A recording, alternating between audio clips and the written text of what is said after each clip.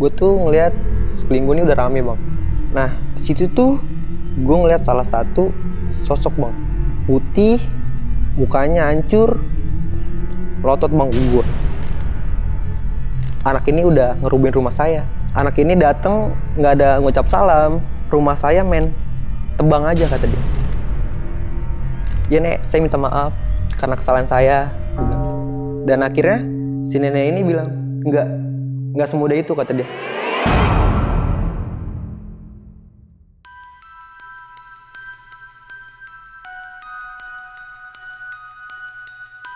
Assalamualaikum warahmatullahi wabarakatuh. Kembali lagi Telusur bareng gue Jon Arya. Di episode malam kali ini, Telusur akan mengangkat sebuah kisah kejadian mistis yang dialami oleh Bang Amu, di mana Bang Amu pada saat kejadian diteror dengan sosok pocong dan nenek-nenek dalam hidupnya nih. Bahkan Bang Amu sampai datang ke Banten buat membersihkan diri akibat kerasukan yang bertubi-tubi.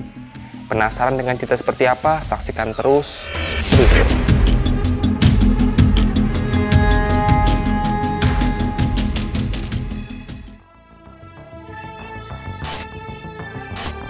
Halo teman-teman Telusur, gue mau ngundang kalian semua buat duduk di sini untuk menceritakan kejadian-kejadian mistis yang pernah kalian alamin. Dan kalau kalian siap buat jadi narasumber Telusur, kalian bisa langsung DM ke Instagram pribadi gue atau Instagramnya Telusur.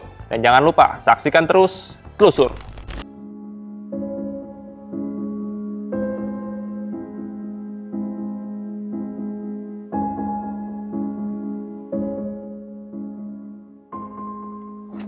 Assalamualaikum warahmatullahi wabarakatuh, Bang Amu. Waalaikumsalam warahmatullahi wabarakatuh bang. Bang Amu gimana kabarnya, sehat? Alhamdulillah bang, sehat bang. Lagi sibuk apa nih Bang? Sekarang kerja aja sih bang. Kerja nih ya? Kerja bang. Oke, Bang Amu, tadi di belakang kita udah sempet ngobrol nih. Iya. Bahwa Bang Amu ini punya kejadian yang cukup menyeramkan dan kayaknya bagus nih buat diceritain di Telusur nih. Bang, kasih kisi-kisinya Bang buat penonton apa nih Bang? Jadi tuh gue tuh sempat diteror sama salah satu makhluk di kuburan COVID bang waktu itu bang. Dan salah satu makhluknya itu si nenek.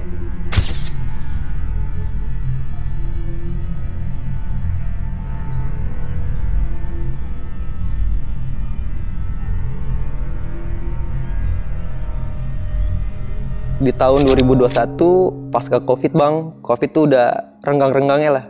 Jadi aktivitas tuh udah diperbolehkan. Jadi itu gue mau pembukaan majelis lagi bang. Dan situ gue rapatin sama anak-anak buat pembukaan. Nah gue ditugasin buat nyari bambu umbul-umbul bang waktu itu. Gue nyari di hari Minggu bang. Nah gue nyari bambu tuh di kawasan Cipayung, Jakarta Timur bang. Gue nyari di situ nggak ada yang cocok lah bang. Harganya sama budget gue. Gue nemu lah bang salah satu TPU umum. Di situ tuh kuburan COVID tuh masih baru bang.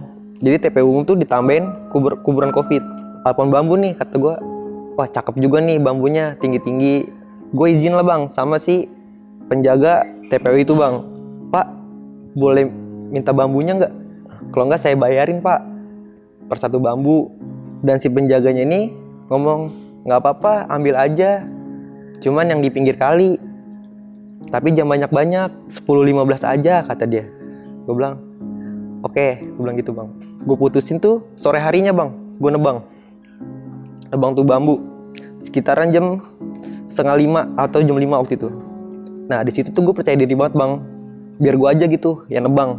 Gue tebang satu bambu, oke kecabut, 2 bambu kecabut. Nah pas ketiga bambunya ini ada keanehan bang.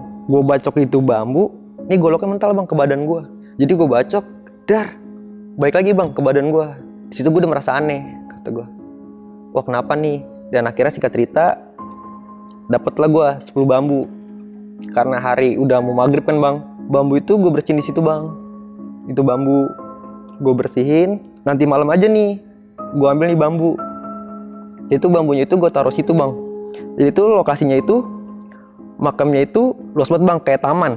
Dibikin taman, di sini kuburan COVID, di sini TPU umumnya.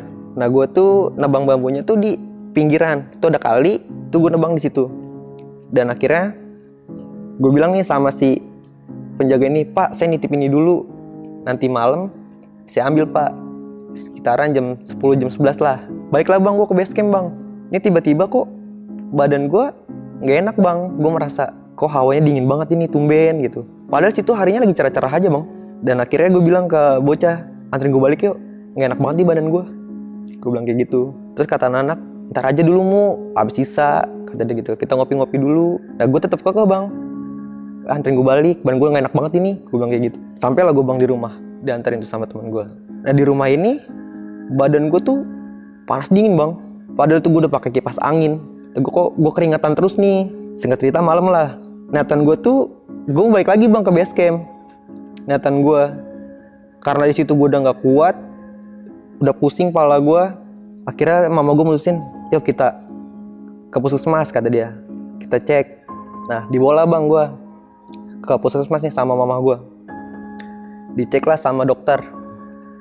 Ternyata panas gue tuh hampir mendekat 50 bang. Mungkin kalau buat anak kecil aja udah kejang itu bang. Dikasih lah gue antibiotik lah bang sama dokter di situ. Singkat cerita gue pulang. Itu badan gue kayak udah sehat aja bang. Udah gue mutusin buat balik lagi tuh ke anak-anak. Pas gue sampai base camp, tuh tiba-tiba gue ngedrop parah bang. Gue dibawa pulang lagi tuh sama anak-anak. Terus sekitaran jam 12-an malam. Gue sampai rumah tuh, gue dibawa ke kamar. Tiba-tiba tuh ada sosok nenek-nenek pakai pakaian zaman dulu bang. Jadi pakai kain sama kemben. Itu masuk bang ke kamar gue. Dia ngeliat muka gue cuma senyum. Di pikiran gue cuman, ini siapa? Kok tiba-tiba masuk ke rumah gue? Tuh nenek-nenek pergi bang, keluar kamar gue, pergi gitu aja udah. Dan akhirnya gue nggak bisa tidur bang di malam itu. Gue nggak bisa tidur, gue menggigil. Dan di sekitaran jam 3 atau jam setengah 4 tuh hampir subuh, gue merasa kayak dicekek bang. Dan akhirnya gue mau teriak nggak bisa, gue berontak nggak bisa. Akhirnya mama gue bangun, ngeliat gue kayak orang kaku. Mama gue tuh teriak-teriak di situ bang, dibacain sebisanya mama gue lah di situ. Dan singkat cerita, di situ gue udah lumayan enakan lah badan gue. Oke, itu gangguan pertama. Di malam kedua tuh gue nggak ada apa-apa. Singkat cerita, di malam ketiga nih bang, di tengah malam itu gue merasa dicekek lagi bang. Jadi ada yang datang ke rumah, gue nggak tahu siapa, nggak tahu sosoknya apa. Itu gue kayak merasa dicekek, badan gue dipegangin gitu bang. Gue nggak bisa napas, gue nggak bisa gerak, teriak aja gue nggak bisa. Dan akhirnya gue ngeluarin air mata lah bang. Gue nangis di situ. Mama gue nangis-nangis, akhirnya manggil orang pintar lah bang di sekitaran rumah gue. Manggil orang pintar, gue dipindahin ke depan ruang tamu. Gue diobatin tuh pakai daun kelor awalnya bang. Dikepret badan gue, sampai-sampai tuh si orang pintar ini nggak kuat bang. Karena kata dia, ini bukan tandingan saya. Dan akhirnya dia manggil satu lagi bang. Jadi tuh di situ ada 2 orang pintar bang buat ngobatin ini gue. Dan akhirnya itu dia berdua kerja sama buat ngobatin gue. Itu warga udah rame di rumah buat megangin gue. Tiba-tiba nih ada sosok, menurut gue nih pocong bang. Nggak tahu pocong, nggak tahu apalah. Pokoknya tuh yang gue lihat tinggi, putih. Itu ada di segerombolan tuh warga yang ngeliatin gue lagi diobatin. Situ gue melototin aja tuh, gue melotot ke arah situ aja tuh bang. Tiba-tiba gue kemasukan bang. Mama gue ngomong katanya, gue di situ udah nggak kendali bang. Gue loncat sini, loncat sana, gue lari ke sini, gue lari sana. Itu sampai-sampai megangin gue ada 10 orang atau 8 orang megangin gue. Itu kalah tenaga bang. Gue diobatin dari situ. Ustadz gue dateng. Akhirnya bertiga tuh bang yang ngobatin gue. Yang satu buat ngebuangin yang ada di situ, yang satu nahan biar nggak ada yang datang lagi. Dan si ustadz ini ngedoain gue. Badan gue udah mulai enak nih bang. Udah bisa gerak, udah bisa diajak ngobrol. Cuman gue kayak orang linglung pas sadar-sadar.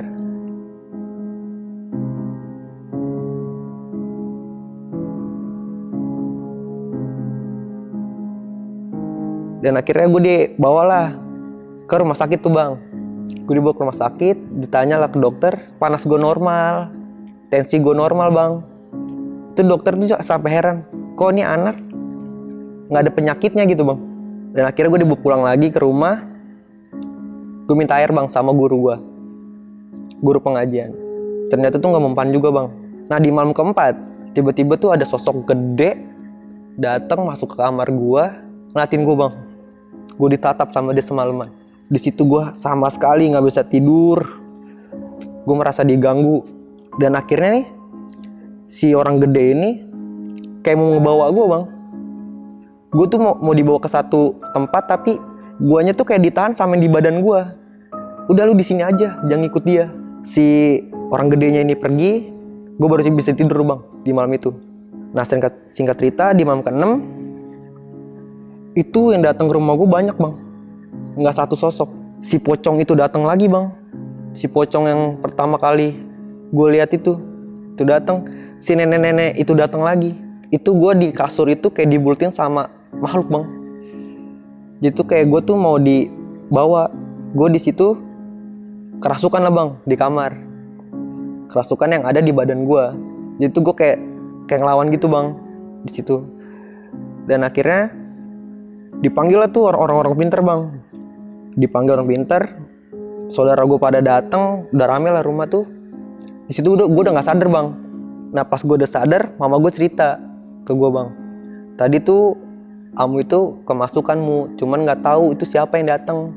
Mama gue bilang, kok bahasa Jawanya pase banget gitu. Sedangkan gue orang Betawi bang.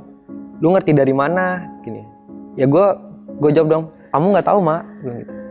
Kata dia, lu tuh ngamuk-ngamuk mu di situ. Mama udah nangis, orang-orang udah bacaan dah di situ bang. Dan akhirnya di malam itu tuh rumah gue berantakan bang, karena gue loncat sini kata dia. Gue naik ke atas lemari, gue mau buka pintu, gue mau lari ke depan. Dan akhirnya di situ orang pintar ini nggak kuat bang buat ngobatin gue. Dan akhirnya tadinya gue mau dibawa ke Banten. Gue bilang nggak usah, gue bilang kayak gitu. Di rumah aja nanti juga sembuh. Gue masih ngebatu tuh bang. Pemikiran gue tuh halu bang di situ bang. Kayak, ih apaan banget sih? Gue belum pernah ngerasain kesurupan. Gue pengen tidur tadi gitu kan. Terus kata mama gue, udah ya lu, ayo kita berangkat. Lu mau sembuh nggak? Kata dia gitu.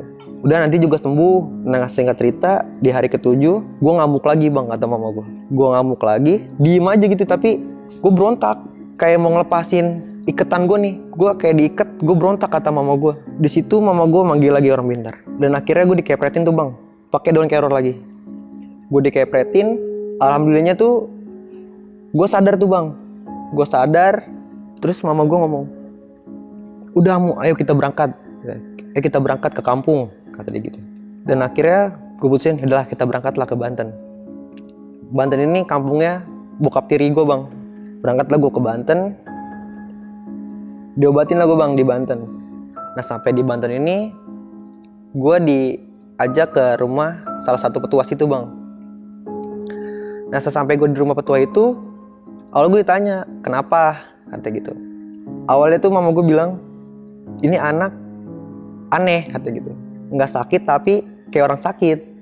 Dipegang lah bang gue bang sama si petua ini. Awalnya dia megang tangan gue. Nah ternyata kata petua itu, ini anak bentrok gitu. Yang di badan sama yang di tempat dia ngapa-ngapain nih, kata gitu. Dan gue ditanya, emang kamu bisa ngapain, kata dia. Gue bilang, saya bisa nebang bambu di kuburan, gue bilang gitu. Dan akhirnya si petua itu masuklah bang ke dalam rumah, ngambil kembang bang, ngambil kembang 7 rupa, terus dibacain apa tuh, ditaruh air, dibacain, gue disuruh minum. Dan tiba-tiba nih mama gue kerasukan bang. Mama gue kerasukan sama si sosok nenek itu bang. Dan akhirnya si petua itu ngajak ngobrol lah sama si nenek ini bang, yang masuk ke raga mama gue. Nah si nenek-nenek ini pertama tuh nggak mau ngaku dia tuh siapa, terus ngapain gue. Berantem lah tuh si petua ini sama si nenek-nenek ini. Bukan berantem ngadu ilmu bang, kayak ngadu bacot. Akhirnya si nenek-nenek ini nyerah. Dia ngaku lah bang, anak ini udah ngerubuhin rumah saya. Anak ini datang nggak ada ngucap salam, rumah saya men tebang aja, kata dia. Nah pas gue denger, gue mikir, berarti yang kemarin gue nebang bambu di kuburan itu bang. Gue situ baru mikir, oh iya, gue nggak pakai baca bismillah, gue nggak permisi. Gue datang tuh langsung gue bacok aja tuh bang bambu, langsung gue tebang aja. Dan akhirnya di situ gue minta maaf sama si nenek ini. Gue bilang, ya nek, saya minta maaf karena kesalahan saya, gue bilang gitu. Dan akhirnya si nenek ini bilang, nggak semudah itu, kata dia. Kamu harus minta maaf ke semua, kata dia, ke semua makhluk yang ada di situ. Dan akhirnya gue bingung bang, gue minta maaf ke siapa? Karena kan dia makhluk goib bang. Dan akhirnya si petua ini nyaranin gue disuruh bawa sesajen bang ke kuburan itu. Dan akhirnya gue dikasih pusaka tuh bang, pusaka berbentuk kujang tapi kecil bang. Kata si petua itu, pakai buat kalung, katanya. Dan akhirnya ya Karena gue ngikutin aja ya, gue pakai tuh bang. Ternyata tuh gue teror nggak sampai situ doang bang. Di malam-malam berikutnya tuh si nenek itu tetap datang bang ke rumah gue. Apa entar itu di dapur kayak duar barang-barang rumah gue berantakan bang. Nanti tiba-tiba lemari gue nih kebuka, terus baju gue kayak kelempar-lempar bang. Dan akhirnya gue bilang ke mah beli sejajan mah. Jadi kamu kesana. Pas kamu sembuh nanti kamu kesana. Gue belilah bang kembang 7 rupa, kelapa. Dan akhirnya tuh gue ke kuburan itu. Nah di situ tuh bang, gue ibaratnya kayak gue minta maaf lah di situ. Dan akhirnya di malam itu nenek itu datang ke mimpi gue bang. Nenek itu bilang gini, lain kali kalau di tempat orang tuh harus permisi dulu. Karena kamu itu hidup nggak sendiri. Sepertinya kamu bertamu ke rumah orang, kamu terus mengucap salam.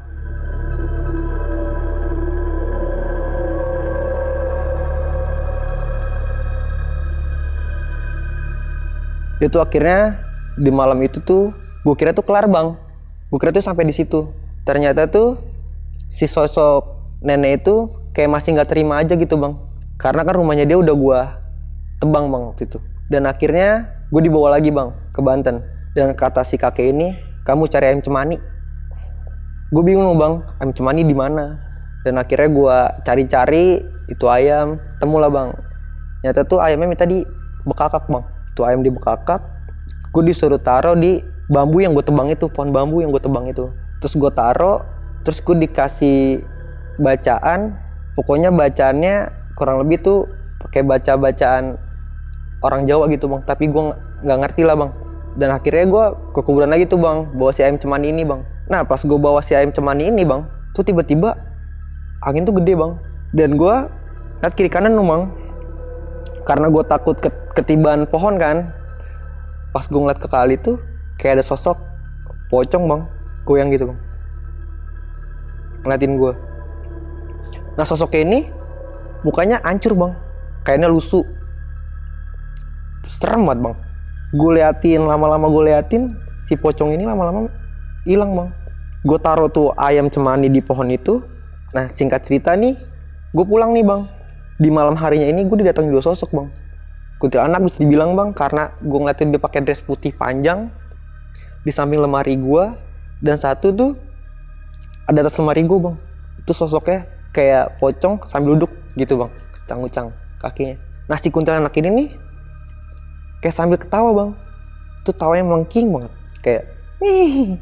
Di situ gue baca ayat kursi, pokoknya baca-bacaan yang gue bisa. Dan akhirnya si sosok 2 ini tuh makin lama tuh hilang bang. Singkat cerita gue tidur nih bang. Nah di mimpi gue ini nih, gue kayak ada di satu kampung, tapi tuh asri banget bang, kayak zaman dulu banget gitu. Nah di situ tuh gue ngeliat si nenek itu lagi bawa kayu bakar bang. Nah di situ gue ikutin dong bang, si nenek ini pulangnya kemana. Nah ternyata tuh pohon bambu yang gue tebang itu tuh dulunya rumah dia bang ternyata. Jadi tuh dia tuh di situ udah bertahun-tahun lah, beratus tahun mungkin di kuburan itu. Di mimpi gue itu, gue minta maaf lah bang sama si nenek itu. Kata si nenek, yaudah lain kali kamu harus permisi ya kalau kemana-mana. Nah dari situ, gue bangun tuh bang, bangun kaget. Gue bangun kaget tuh tiba-tiba tuh pas gue bangun kok udah rame nih bang orang di rumah gue. Dan gue tuh bukan ada di kamar, dan ada gue di ruang tengah. Ternyata tuh kata mama gue tuh, gue di situ kelabakan bang, kayak orang dicekek. Oke gue kayak kelabakan gitu bang. Dan akhirnya gue dipanggil ustadz-ustadz di sekitaran situ. Dikasih air tuh bang, air bacaan tapi ada daun kelornya bang. Gue minum, tuh badan gue merasa panas, kayak kebakar bang, bener-bener kayak kebakar. Dan akhirnya si ustadz gue ngomong gini, ini kenapa kamu bisa sakit? Karena yang di badan kamu tuh bentrok sama si penunggu situ. Jadi tuh penunggu situ tuh mau nyerang kamu, keserang balik bang. Nah ternyata tuh yang pusaka gue dikasih itu nggak ada manfaatnya bang, cuma sekedar kalau aksesoris lah aku dibilang. Dan akhirnya gue sehat, gue balik lagi ke base camp anak-anak. Ternyata tuh bambu belum diambil bang. Itu kurang lebih gue sakit ada 3 minggu.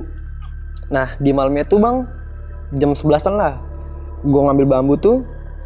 Itu gue ngeliat kayak ada sosok pocong lah bang, mesti bilang sosok pocong. Tapi gue nggak tahu itu sosok pocong atau bukan ya bang, karena kan gue ngeliatnya dari jauh, karena di bambu ini di depan. Gue bilang ke anak-anak, buruan. Dan akhirnya tuh bambu gue naikin ke mobil, gue balik lagi ke base camp, dan bambu itu udah gue pakai buat masang bendera majelis gue tuh bang, pengajian gue. Dan akhirnya kesananya besoknya gue udah gak ada teror lagi, dan alhamdulillahnya gue sampai sekarang aman aja bang. Oke Bang Amu, terima kasih banyak sudah mau mampir dan menceritakan kejadian yang pernah Bang Amu alami. Iya Bang Amu, iya, ini gue mau nanya nih Bang Amu. Oke. Tadi kan lu sempet nyinggung berbenturan antara yang di badan lu dengan sosok yang ada di sana. Iya bang. Ini maksudnya apa nih Bang Amu? Jadi tuh tanpa yang gue sadarin ya bang, ternyata tuh gue tuh masih ada keturunan bang. Gue tuh ada pendamping bang, katanya tuh dari kakek moyang gue. Oke. Sosoknya apa nih Bang Amu? Jawara Betawi lah bang, istilahnya. Kayak orang-orang zaman dulu. Oke, dan sosok ini adalah sosok yang bisa dibilang memprotek Bang Amu dari sosok yang ada di kuburan ini nih Bang Amu. Bisa bilang gitu bang, jadi kayak kata si yang ngobatin gue nih, dia tuh kayak berbenturan bang. Jadi nih yang protek gue nih ngelawan gitu. Bang Amu, ini kan kejadiannya di pemakaman umum yang terdapat juga banyak pemakaman COVID ya. Iya bang. Kalau untuk pemakaman COVID-nya ini kira-kira kuburannya itu ada berapa banyak Bang? Mungkin yang lagi waktu itu gue nebang bambu tuh bang, kurang lebih udah adalah bang 200-300 orangan lah. Berarti banyak banget Bang Amu ya? Udah banyak bang. Biasanya nih kalau kuburan umum dengan kuburan COVID ini kan disekat nih. Iya bang. Berarti itu disekat juga tuh? Enggak bang. Jadi tuh kuburannya ini, yang kuburan TPU itu ada di atas. Oke. Kuburan COVID itu kan tadi ini lapangan bola bang, gede. Dan itu di bawahnya kuburan umum itu bang. Jadi tuh khusus buat kuburan COVID. Kalau jarak dari pohon bambu, lebih dekat ke arah mana nih? Ke makam yang umum apa yang ke COVID? Kalau dari pohon bambu itu lebih dekat ke si COVID. Bang Amu juga tadi sempat bercerita bahwa Bang Amu bisa dibilang kayak flashback ya. Dan di sana Bang Amu bertemu dengan si nenek yang membawa kayu dan mengarah ke rumah. Iya bang. Sempat dibawa ke rumah. Iya bang. Dan di sana Bang Amu sempat bilang maaf sama si nenek ini. Jadi di kuburan itu dulunya adalah rumah si nenek ini. Mungkin bang. Jadi gue tuh di mimpi lah bang. Di mimpi itu tuh gue kayak masuk ke perkampungan gitu bang, yang masih asri, yang rumahnya tuh masih rumah panggung bang. Mungkin zaman dulu itu di situ tuh pemukiman bang, mungkin karena gue kan nggak tahu histori daerah situ bang. Jadi tuh di situ gue tuh ngeliat si nenek itu masuk ke rumah, dan nenek itu ngomong, bambu yang kamu tebang itu dulu rumah saya. Oke. Ini nggak tahu juga nih latar belakang tempat itu dulunya apa nih? Gue nggak tahu bang. Bisa jadi iya dulunya itu adalah kampung, Bisa bisa jadi juga memang kampung tapi dalam tanda kutip. Bisa jadi bang. Perkampungan dia lah ya, Iya. bukan makhluk kita ya. Yang namanya setan itu kan sifatnya menipu. Iya bang. Kita nggak tahu nih benar Iya. atau enggaknya nih. Gitulah. Bang Amu, Siap. gue penasaran dengan sosok pocong nih dan kuntilanak yang menghampiri Bang Amu di kamar nih. Ini sosok ini siapa nih? Apakah mungkin pohon bambu yang Bang Amu tebang ini ada termasuk rumahnya dia juga nih? Karena itu kuburan lah bang ya. Dan saat itu juga gue waktu itu datang gak permisi. Mungkin makhluk-makhluk situ kurang suka bang sama gue. Jadi mereka tuh neror gue bang di situ. Itu asumsinya Bang Amu aja nih? Iya, itu Sana. asumsi gue bang. Karena nggak jelas juga nih sosok ini kenapa bisa datang ke sana juga. Karena baik sosok lah bang yang datang ke gue waktu itu. Bisa jadi ya, karena itu juga alasannya ya Bang ya. Oke Bang Amu, terima kasih banyak sekali lagi Bang Amu sudah Siap. mau mampir ke sini dan menceritakan kejadian-kejadian yang pernah Bang Amu alami. Siap bang. Dan buat teman-teman yang sudah nonton dari awal sampai akhir, yang penasaran dengan ceritanya, langsung aja komen sebanyak-banyaknya dan tanya langsung ke Bang Amu, biar Bang Amu nanti yang jawab sendiri Bang Amu ya. Siap. Siap Bang Amu buat balas komentar dari netizen? Siap banget bang. Siap untuk dihujat? Siap banget bang. Oke, sekali lagi terima kasih banyak Bang Amu, sehat selalu ya. Siap. Salam buat keluarga di rumah. Terima kasih. Assalamualaikum warahmatullahi wabarakatuh. Waalaikumsalam warahmatullahi wabarakatuh.